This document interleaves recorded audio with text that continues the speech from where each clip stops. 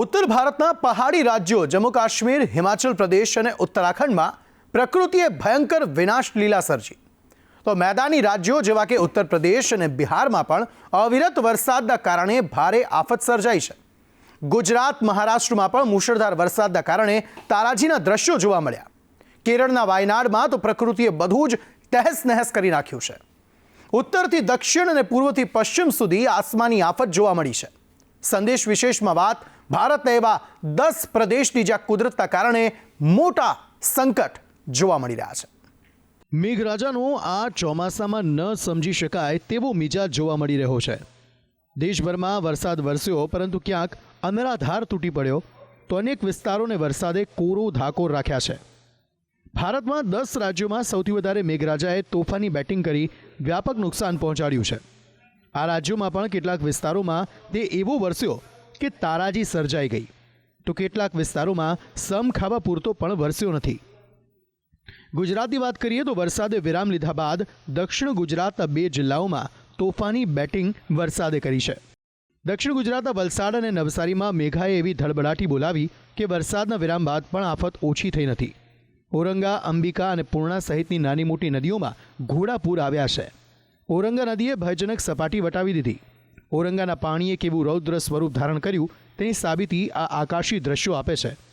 SDRF, એનડીઆરએફની ટીમને stand by કરવામાં આવી છે. નદી કાંઠાના 1000 લોકોનું સ્થળાંતર કરવામાં આવ્યું. ઔરંગા નદીમાં ઘોડાપૂર આવતા પાણી વલસાડમાં નીચાણવાળા વિસ્તારોમાં ફરી વળ્યા હતા. તાળિયાવાડ વિસ્તારમાં 500થી વધુ ઘરોમાં વરસાદી પાણી ઘૂસી ગયા.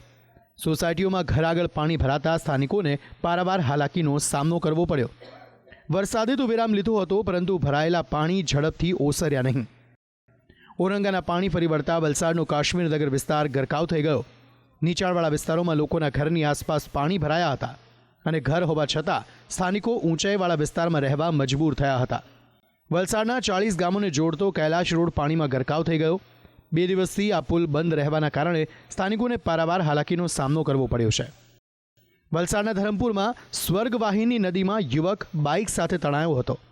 ફાયરની ટીમે આ યુવકની શોધખોળ હાથ ધરી હતી.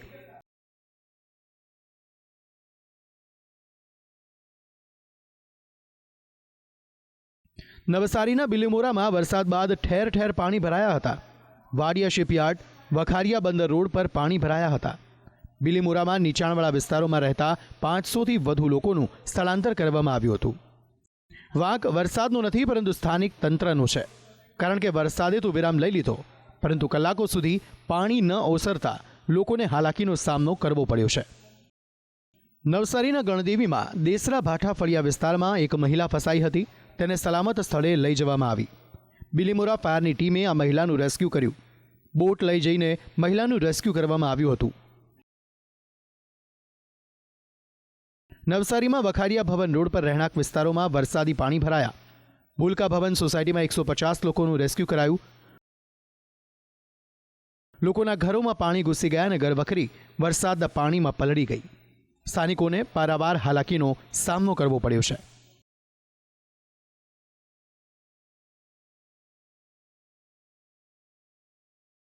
ગુજરાતના પાડોશી રાજ્ય મહારાષ્ટ્રમાં અનેક ભાગોમાં જળબંબાકારની સ્થિતિ જોવા મળી.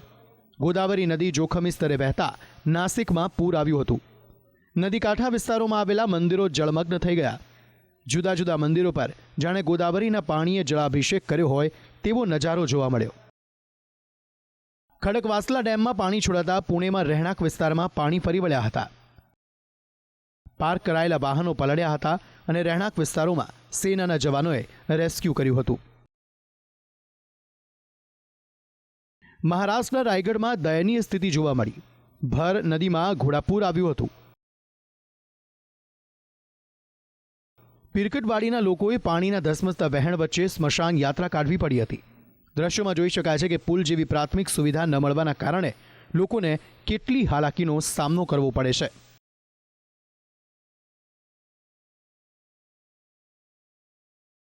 કુદરતના વિનાશકારી સ્વરૂપનો સામનો કેરળના વાયનાડે પણ કર્યો છે. વાયનાડમાં વાદળ ફાટતા 4 ગામો તબાહ થઈ ગયા. મૃત્યુઆંક 350ને પાર થઈ ગયો. વાદળ ફાટવાની ઘટનાને 1 અઠવાડિયું પૂર્ણ થવા આવશે, પરંતુ રેસ્ક્યુ કામગીરી હજુ પણ અટકી નથી.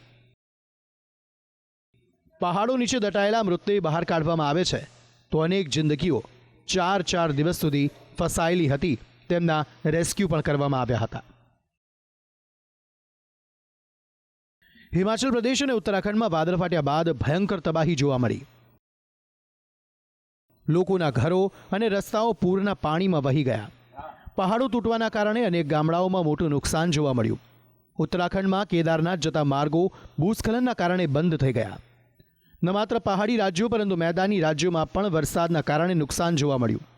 ઉત્તર પ્રદેશના પૂર્વાંચલ વિસ્તારોમાં અનેક ગામડાઓ પાણીમાં ગરકાવ થયા હતા. રાજસ્થાનમાં પણ જુદા જુદા વિસ્તારોમાં ભારે વરસાદ બાદ જળબંબાકારની સ્થિતિ સર્જાઈ હતી. ઓડિશા અને આસામે કુદરતના ભયંકર કહેરનો સામનો કરવો પડ્યો હતો. અનેક દિવસો સુધી ગામડામાં પાણી ઓસર્યા નહોતા.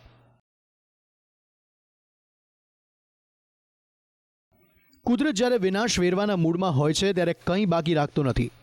અનેક નિર્દોષ જિંદગીઓ મોતને ભેટે છે. પૂરના પાણીમાં ઘરો તણાઈ જાય છે. ખેતરો પાણીમાં ગરકાવ થઈ જાય છે અને બધું તબાહ થઈ જાય છે. પારાવાર નુકસાન જે તે રાજ્યોને વેઠવું પડે છે. ભૂસ્ખલન અને પૂરની સ્થિતિ આર્થિક રીતે રાજ્યોની કમર તોડી નાખે છે. સ્પેશિયલ રિપોર્ટ, સંદેશ ન્યૂઝ.